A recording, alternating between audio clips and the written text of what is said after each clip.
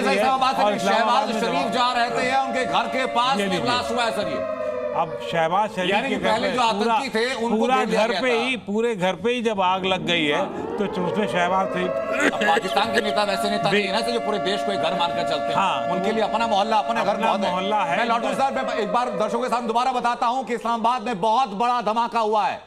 शहबाज शरीफ के घर के पास ये ब्लास्ट हुआ है, यानी पाकिस्तान के बड़े शहरों का कोई कोना नहीं छोड़ा जा रहा है, जिसको कि छोड़ा जा रहा हो, जिसको किसी भी तरीके से बख्शा जा रहा हो। ये शहबाज शरीफ के घर के पास ब्लास्ट होना बताता है कि भारतीय सेना का जो एमिनेशन है, जो ताकत है, जो रीच है सर, वो कहां तक पहुंच रही है। पूरे देश में मतलब पाकिस्तान के 4 स्टेट हैं, एक को छोड़ दीजिए आप जो बलूच वाला है, बाकी तीनों स्टेट में इस समय भारतीय सेना के निशाने पर हैं और वो सब बड़ी केंद्र, जितने भी केंद्र उनके यहाँ हो सकते हैं, सत्ता के केंद्र हो सकते हैं, मिलिट्री के केंद्र हो सकते हैं, ये पूरे उनके निशाने पर हैं। और आज ये साफ लगता है ना भूतो ना भविष्यति पाकिस्तान को।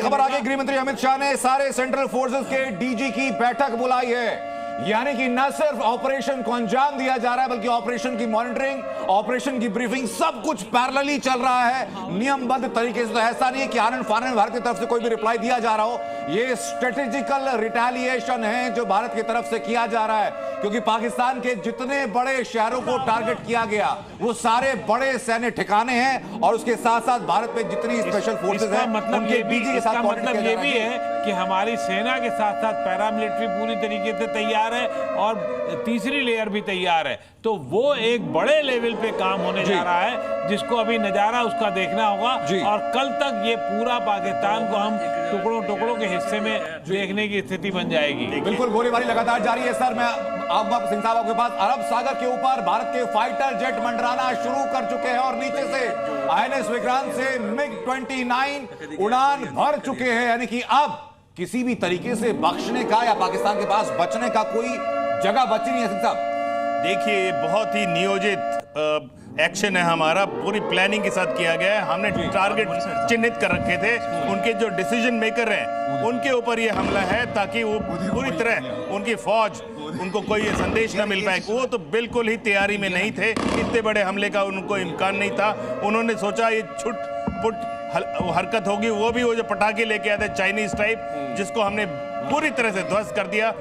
उनके तो सुना है तीनों अवैक चले गए हैं। एक नहीं, तीनों अवैक चले गए। प्रमोद शर्मा इस वक्त लाइव है। प्रमोद, लोकेशन अपनी नहीं बतानी है, लेकिन मैं दर्शकों को बता देता हूं कि प्रमोद शर्मा इस वक्त ग्राउंड से रिपोर्ट कर रहे हैं। बताइए जरा कि क्या अपडेट है। बताएंगे ना जहाँ पे छुप के बैठे हैं और लाहौर हो, कराची हो, कोई भी शहर हो, पहले ही कहा था दुश्मन देशों को मान जाइए, नहीं मारे जाएंगे, आप छेड़िए मत वरना छोड़े नहीं जाएंगे।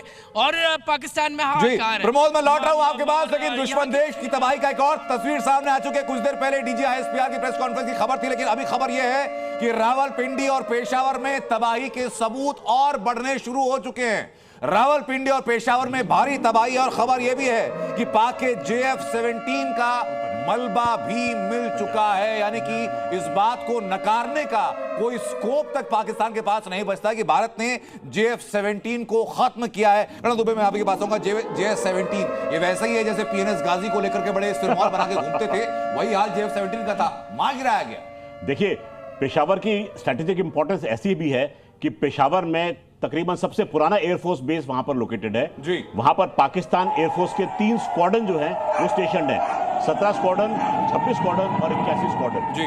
तो अगर भारत ने पेशावर को पकड़ के उसको नेस्तनाबूद किया है तो पाकिस्तान की एयरफोर्स की कमर जो है वो टूट चुकी होगी।